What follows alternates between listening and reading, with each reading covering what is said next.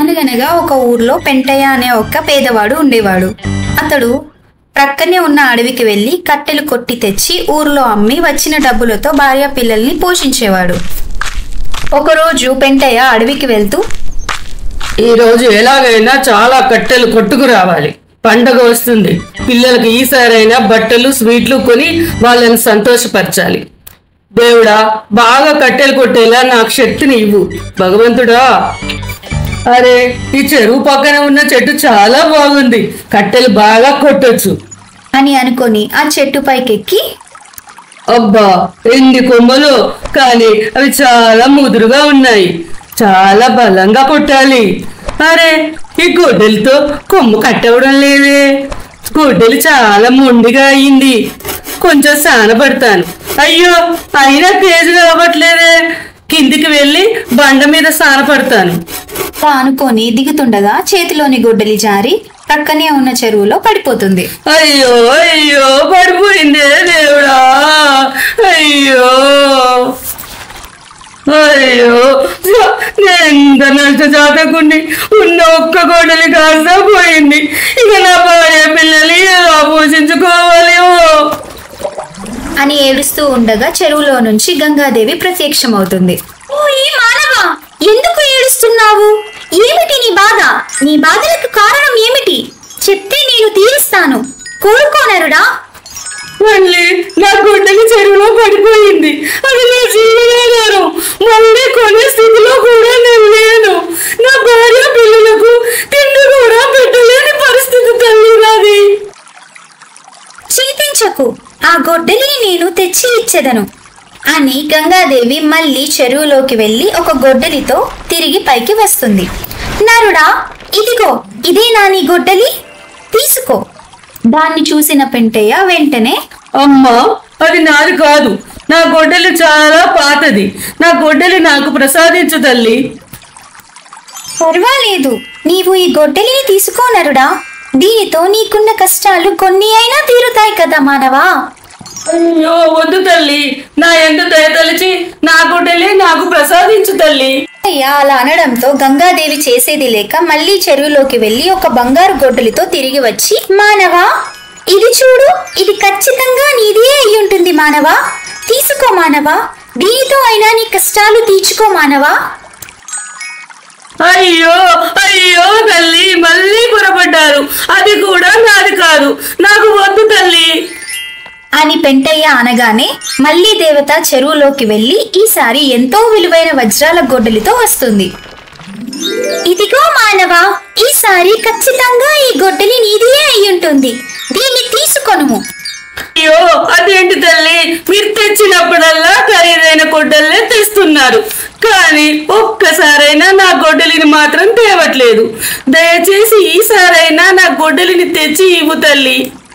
అది కాదు మానవా, నీకు కావాల్సింది గొడ్డలియే కదా, ఏది అయితే ఏమిటి, ఇది నీదే అని చెప్పి దీన్ని తీసుకువెళ్తే నీ కష్టాలన్నీ తీరుతాయి కదా మానవా. అయ్యో తల్లి, నాది కానిది నాకు ఏది వద్దు తల్లి, నేను కష్టజీవిని, నా భార్య పిల్లలను సత్య మార్గంలోనే పోషించుకుంటాను, అబద్ధం చెప్పి దాన్ని తీసుకోలేను తల్లి. జోహార్లు మానవా, నీ వ్యక్తిత్వాన్ని మెచ్చి తిని నీ మంచితనంతో నన్ను విస్తుబోయేలా చేశావు. ఈ కాలంలో కూడా ఇంకా న్యాయం ధర్మం బ్రతికే ఉన్నాయని నిరూపించావు నరుడా. అందుకు నేను మెచ్చి నీకు నీ గొడ్డలితో పాటు వెండి బంగారం మరియు వజ్రాలతో పొదిగిన ఈ 3 గొడ్డల్ని నీకు బహుమతిగా ఇచ్చుచున్నాను. వీటన్నిటినీ తీసుకొని సుఖముగా బ్రతుకుము. అలా దేవత వాటన్నింటినీ పెంటయ్యకు ఇచ్చి అక్కడి నుండి మాయమైపోతుంది. దాంతో పెంటయ్య దేవత ఇచ్చిన ఆ గొడ్డళ్లను సంతోషంగా తీసుకొని తన అదృష్టానికి మురిసిపోతూ ఇంటికి వెళ్లి కుటుంబంతో చాలా సంతోషంగా ఉంటాడు. పెంటయ్యకు పట్టిన ఆ అదృష్టాన్ని తెలుసుకొని ఊర్లో అందరూ పెంటయ్యను చాలా మెచ్చుకుంటారు. కానీ ఆ నోట ఈ నోట ఈ విషయం ఆ ఊర్లోని లింగయ్య అనే భూస్వామికి తెలుస్తుంది. అదేంటి, ఆ పెంటయ్యకు అంత అదృష్టం పట్టిందా, ఎలా జరిగి ఉంటుంది అని అనుకుంటూ లింగయ్య ఇంటికి వెళ్లి తన భార్యకి చెప్తాడు. పెంటయ్య చాలా మంచివాడు, అందుకే అదృష్టం కలిసి వచ్చిందేమో. అవునా, నేను మంచివాణ్ణి కాదా, మిమ్మల్ని పోషించడం లేదా, నేను పెంటయ్యని కలిసి అసలు విషయం ఏమిటో తెలుసుకుంటాను. పెంటయ్యను వెతుకుతూ వాళ్ళ ఇంటికి వెళ్లి విషయం అడగగా పెంటయ్య జరిగిందంతా ఉన్నది ఉన్నట్లుగా చెప్తాడు. కానీ పూర్తి విషయం వినకుండా ఈర్ష్యతో తిరిగి ఇంటికి వచ్చిన లింగయ్య రోజు రాత్రి నిద్ర పట్టదు. ఏంటి ఆలోచిస్తున్నారు? ఏంటండి మీరు మరీను? పెంటయ్య చాలా మంచివాడు, ఒక సొమ్ము ఆశించడు, ఉన్న దాంట్లో తను బ్రతుకుతూ 10 మందికి సాయం చేసే గుణం ఉన్నవాడు, చాలా మంచివాడు. అతని మంచితనమే ఖచ్చితంగా అతన్ని ధనవంతుని చేసిందేమో. చాలు చాలు, ఈ కాపు నీ రామాయణం. నేను కూడా పెంటయ్యలాగా కట్టెలు కొట్టడానికి వెళ్ళి నా గుడ్డల్ని చెరువులో పడవేస్తాను. నాకు కూడా దేవత ప్రత్యక్షమై బంగారు వజ్రాల గుడ్డలను ఇస్తుంది. దాంతో ఇలా ఇంకా ఇంకా కడియాలు చేయించుకొని వేసుకొని కోటీశ్వరుణ్ణి అయిపోతాను అంటూ భార్య ఎంత చెప్పినా వినకుండా తెల్లవారగానే ఒక పాత గొడ్డల్ని చేత పట్టుకొని చెరువు దగ్గరికి వెళ్లి చెట్టు ఎక్కి కావాలనే గొడ్డల్ని చెరువులో పారవేస్తాడు. అరే ఇదేంటి, గుడ్డలు జారి విడిచినా పడట్లేదు? ఇలా కాదు, గట్టిగా విసిరి కొట్టాలి. గుడ్డని నీళ్ళలో పడినా ఇంకా దేవత ప్రత్యక్షం కాదేంటి? ఓహో, బిగ్గరగా దేవతకు వినబడేలా ఏడవాలి కదా. అయ్యో నా గుడ్డలి, అయ్యో నా గుడ్డలి, నా గుడ్డలి పోయింది, నా గుడ్డలి, నా అని ఏడుస్తున్నట్లు నటించడం మొదలు పెడతాడు. దాంతో గంగాదేవి ప్రత్యక్షమై పెంటయ్యను అడిగినట్లుగానే అడుగుతుంది.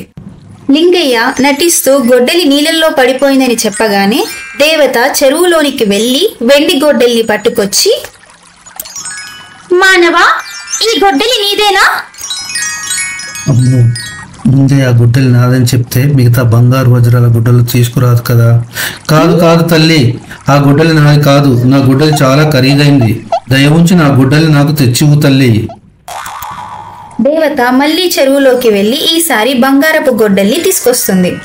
లింగయ్య అది కూడా కాదు అనడంతో మళ్లీ యథావిధిగా వజ్రాల గొడ్డలితో వస్తుంది.